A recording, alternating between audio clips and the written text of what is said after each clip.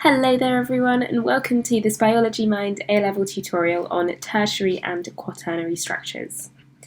So in today's tutorial we have two key learning objectives which I'm sure you can guess. Number one, to have a look at that formation of our tertiary structure, and number two, to have a look at the quaternary structure. So let's kick off by having a think about that tertiary structure.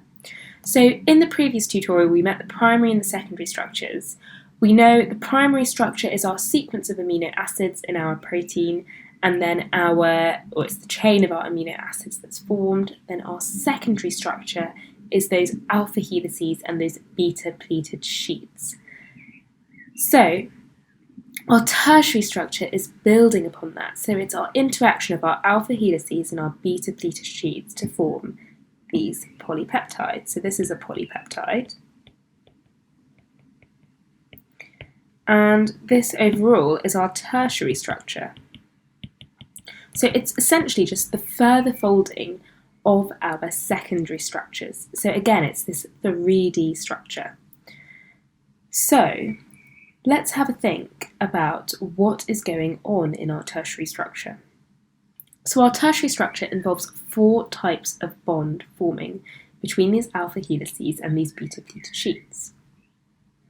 So ionic bonds, hydrophobic forces, disulfide bridges, and hydrogen bonds. So we'll look at that a little bit closer on this next slide. So let's look at ionic bonds first of all. So here's an example of one here. So if we say this is our secondary structure of our protein, and it's overall folded up to form this tertiary structure, and the way it's folded up is by these bonds forming between the R groups of the amino acids. So this is an ionic bond forming between this R group of this amino acid and this R group of this amino acid.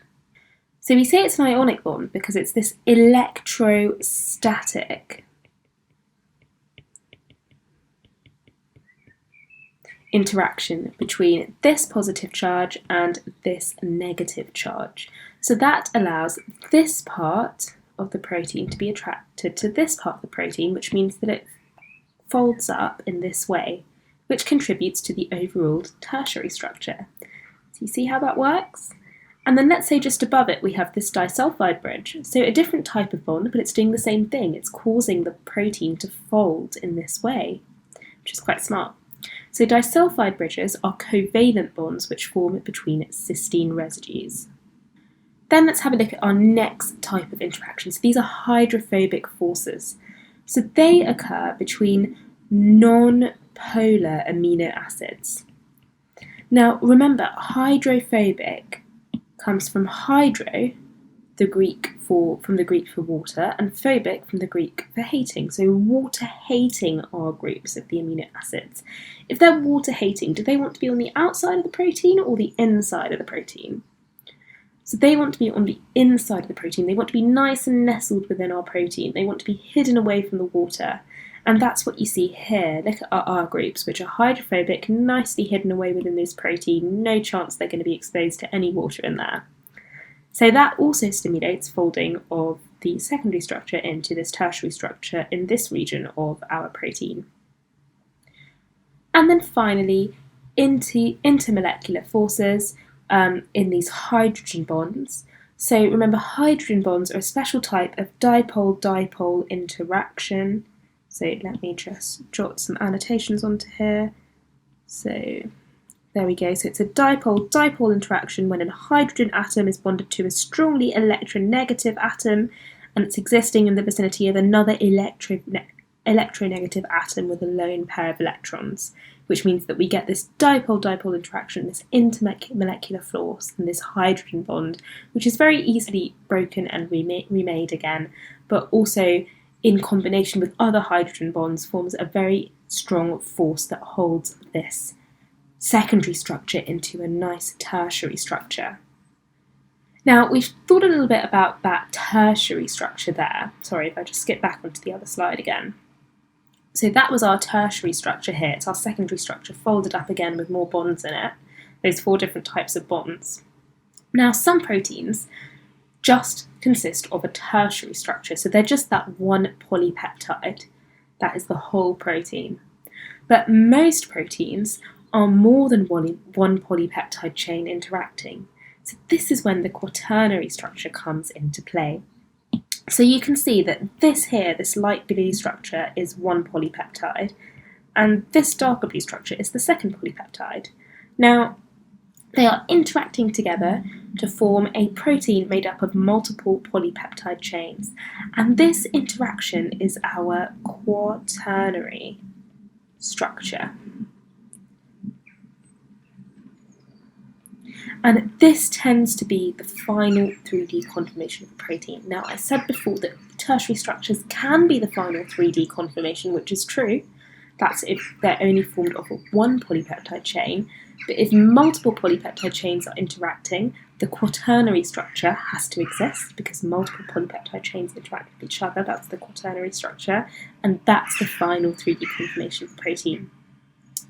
And various bonds join the polypeptide chains together, so hydrogen bonds, ionic bonds, disulfide links, very similar to what we saw in the tertiary structure as well. So let's get our head around some ways to describe quaternary structures and proteins in general. So dimers describe proteins which are formed of two polypeptide chains. So you can see here, this is one polypeptide chain, this is the second. And di means two, remember? So that's an easy way to remember what dimers are. Trimers, tri for three. And you can see here there's 1, 2, 3 polypeptide chains. And you can complete this one for me. Tetramers, tetra for 4. 1, 2, 3, 4 polypeptide chains. Okay. Now we can also call and classify proteins according to what sort of polypeptide chains they're made of. So if the protein itself is made of all the same polypeptide chains, it's a homomer. So you can see here these are all identical polypeptide chains. So it's a homomer. Tetramers are proteins formed of different polypeptide chains. So you see that these are not identical polypeptides. So therefore they're heteromers. Remember, hetero means different, homo means same. So homomers, oopsie daisy, homomers are the same, are proteins formed from the same polypeptide chain, heteromers from different polypeptide chains. Now let's combine those two concepts that we've learned. So we know that this is a heteromer because it's formed from two different polypeptide chains, but it's also a dimer because it's formed from two polypeptide chains. Not 3, not 4, not 1. So it's a heteromer dimer. This is a homomer trimer, so 3 polypeptide chains, so it's a trimer. Remember, tri for 3. And homomer because it all derives from the same identical polypeptide chain. Then this is a tetramer because there are 4 polypeptide chains, and it's a heteromer because they are not all identical. So let's put this into practice a little bit. So let's think about hemoglobin.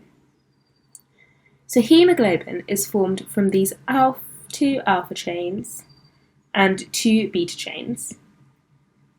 And because these polypeptides are all not identical, it's a heteromer, right? Because the polypeptides included in the structure of hemoglobin are alpha chains and beta chains, not just alpha chains, not just beta chains.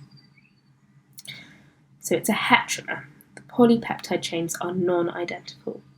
Now we know it's a tetramer because there's 4 chains interacting with each other, and tetra means 4. So that means it's a tetrameric heteromer. So tetra for 4 and hetero for different. So they are different polypeptide chains, therefore it's a heteromer, not a homomer, and it's a tetramer because there's 4 polypeptide chains interacting. Okay, so that is a really nice example of a polypeptide with a quaternary structure, specifically a tetrameric heteromer. Right, so that's our tutorial completed for today. Well done for following through till the end, and I will see you for our next tutorial.